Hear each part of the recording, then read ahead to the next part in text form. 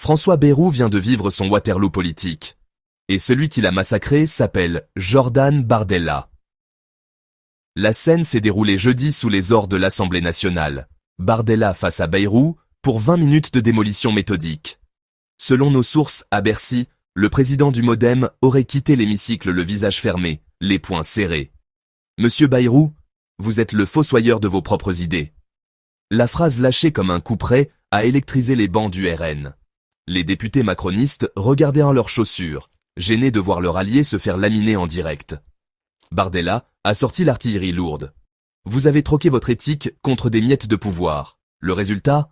Un budget qui étrangle les Français pendant que vos amis milliardaires trinquent. Les chiffres balancés sont implacables.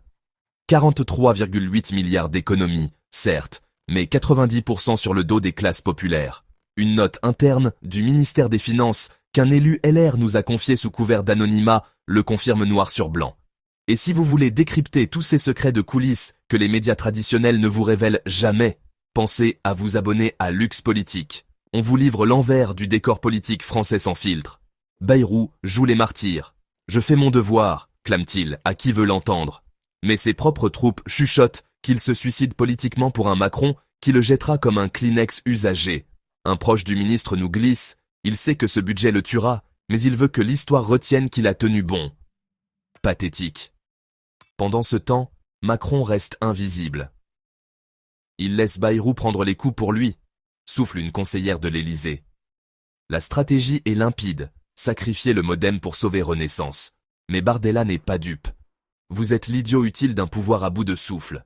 Quand les Français auront soif de justice sociale, c'est nous qu'ils viendront chercher, pas vous. La salve finale a fait mouche.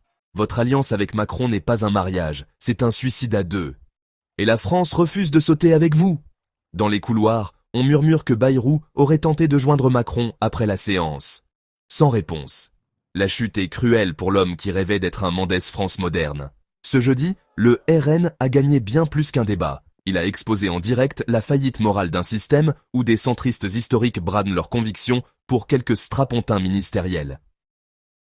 L'épouvantail libéral que devient Bayrou sous nos yeux, c'est le symbole parfait d'une classe politique qui a perdu son âme. Et pour ne rater aucun de ces moments historiques qui redessinent le paysage politique français, rejoignez la communauté Lux Politique en vous abonnant. Parce que quand l'histoire s'écrit en temps réel, vous méritez d'avoir toutes les clés pour la comprendre.